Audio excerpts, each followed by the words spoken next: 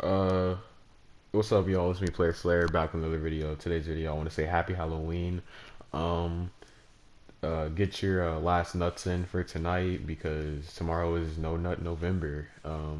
All you simps out there, you guys are gonna have a hard time for this. RP Sean from Red Dead Redemption 2 and Sean Connery, rest in peace.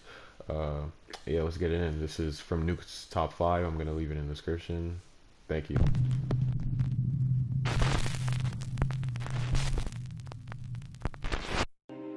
The top 5 mysterious unsolved cases. Jackie Sutton. In late October 2015, seasoned British journalist Jackie Sutton arrived at a Turkish airport to catch her connecting flight to Iraq, where she'd been working with the free speech organization IWPR. Hours later, she was found dead in an airport restroom. Reportedly, Jackie Sutton had committed suicide, hanging herself using one of her own shoelaces. What? Now here's where things get even stranger. Earlier reports by the Turkish media stated that Jackie Sutton had become very upset after missing her flight to Iraq, because she couldn't afford to purchase a new ticket. However, later reports revealed that Sutton could have easily paid for a new ticket. She was found carrying over 2,000 euros and 2 credit cards. What? Even more suspicious, another security camera clip taken shortly before Jackie Sutton's death shows her carrying what appears to be a shopping bag containing purchases made at the duty-free shop in the airport. Critics have argued that it seems highly unlikely that Jackie Sutton would suddenly decide to do a bit of shopping shortly before committing suicide. So is Jackie Sutton's death a suicide or something more sinister? Let me know what you think in the comments below. Chills down my spine.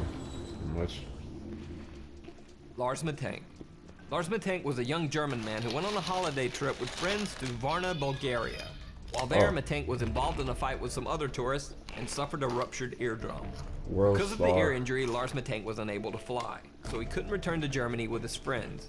He rented a room in a hostel in a poor area of Varna, Bulgaria, determined to wait until his ear had healed enough so that he could fly back to Germany. Okay. However, that same night, Lars Matank called his mother and said that there was something strange about the hostel that he was staying in, and that she should cancel all of his credit cards. Even later that same night, Lars Matank left his hostel room in a panic, headed for the airport. Don't do He that. called his mother again, this time saying that 4 strange men were following him and that he was hiding.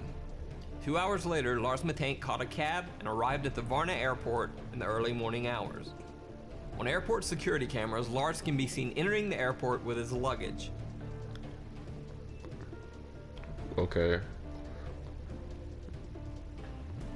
Hey man, that Minutes green later, guy. he is seen running from the airport Whoa. in a panic, leaving his luggage behind. What the? Eyewitnesses say that Lars Matank ran to a barbed wire fence that surrounds the airport, climbed over the fence, and then disappeared into some nearby woods. You can't climb over barbed To wire. this day, Lars Matank has never been found. His family asks that anyone with any info as to his current location contact them via their website or Facebook page. Brian Schaefer. One of the strangest disappearances on record is that of Brian Schaefer, an Ohio State medical student.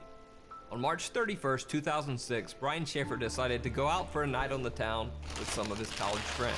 They met at the Ugly Tuna Saloona, an upstairs bar at Ohio State's South Ugly Campus. Tuna Saloona. Brian can be seen arriving at the bar with his 2 friends. They're smiling and laughing as they exit the escalator to the 2nd floor bar. That's me. Around 10 p.m., Brian called his longtime girlfriend, with whom he had planned a spring break getaway to Miami a few days later. Oh, that's so Brian cute. told her that he loved her and would see her soon. Brian's girlfriend said the Single call was game nothing out roulette. of the ordinary. Later, Brian Schaefer is seen again on security camera near the escalators, talking to 2 girls. He seems to say goodbye and then heads back into the bar. Brian Schaefer was never seen again. What? Security cameras covering the only exits of the Ugly Tuna Saloona bar do not show Brian Schaefer ever leaving.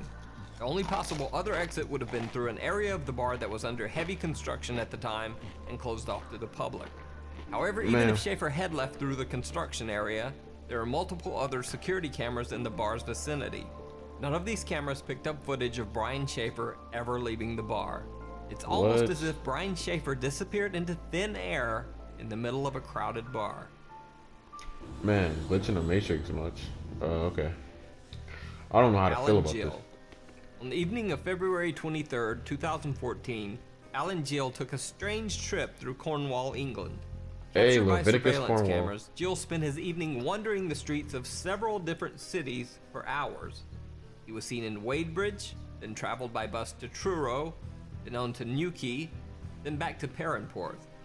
No one knows why Alan Jill took this strange trip, or what he was doing wandering the streets of 4 different cities all night. The next morning, the dead body of Alan Jill was found washed up on the shore of Perranporth Beach. Jill was naked except for one sock and one shoe. Oh yeah, serial But the killer. story gets even stranger. Alan Jill's other sock was found wadded up inside his mouth, wrapped in the cord of a pair of earbud-type headphones. Near his body was a black jacket containing a wallet with 95 British pounds, but his bank cards, credit cards, and ID were missing. However, the wallet contained a single bizarre picture: Alan Jill as a child. Even stranger, the jacket the wallet was found in was not the one that Alan Jill had been wearing on the night of his death. Whoa. Initially, Alan Jill's death was thought to just be a very strange suicide. However, an autopsy revealed multiple unexplained injuries to Alan Jill's right hand, chest, and head. Police Sounds ruled familiar. the death as suspicious. The case still remains unsolved, and no one knows exactly what happened to Alan Jill. Hope they do resolve that. Uh-oh. The It's a whole Jameson family. One of the most bizarre disappearances in recent history is that of the Jameson family of Eufaula, Oklahoma. Pastor Gary Brandon claims that the Jamesons told him that their home was haunted by Man, angry spirits. I know it's Halloween. Jameson said that they I had said made expected contact that. with the spirits of a dead family Like- in their house, and that their 6-year-old daughter Madison often talked to the ghost family's child. No. Jameson said that 2 of Stop. the ghosts were called Emily and Michael, and that one of the apparitions had wings like an angel. Allegedly fearing for the safety of his family, Bobby Jameson had asked Pastor Brandon if there were quote-unquote special bullets that he could use to fight off the intruding spirits. Pastor Brandon also said that Jameson mentioned that he had obtained a quote-unquote satanic Bible in order Ew. to attempt to ward off the ghostly beings. On I'm October not 8, looking at my screen right 2009, now. the Jameson family loaded their pickup truck for a trip. They can be seen on their own front yard security camera moving things from their house to their truck. Bizarrely, the family seems to be in some sort of daze or trance-like state, making dozens of trips back and forth from the house to the truck, I don't like this. but never talking to each other once. I don't like After this. loading the truck, the Jamesons pulled out of the driveway and were never seen alive again. I don't like this. 8 days later, the Jamesons' pickup truck was found by the side of the road. Locked inside the truck were the Jamesons' wallets and IDs, their cell phones, and $32,000 cash. Also locked inside the truck was the family's small dog, which was nearly dead from starvation. A Aww. massive statewide search was launched for the family over the next 8 months, but nothing was found. Multiple theories were circulated. One that Bobby and Sherilyn Jameson had been meth users and had been involved in a meth deal gone bad. This theory would also explain their trance-like state in the final video of the family. However, absolutely no evidence of drug use was found when police searched the Jameson family home. 4 years after the Jameson family's disappearance, deer hunters stumbled across some skeletal remains in a remote area of the Eufaula Mountains, less than 3 miles from where the Jamesons' truck had been found. The bodies were forensically identified as the remains of the Jameson family. However, the bodies were so badly decomposed that no cause of death could be determined. The reason for the Jameson family's strange behavior and the cause of their death remains a mystery to this day. Alright, y'all, so, y'all heard that. Be safe. See you guys later. Peace out. Here.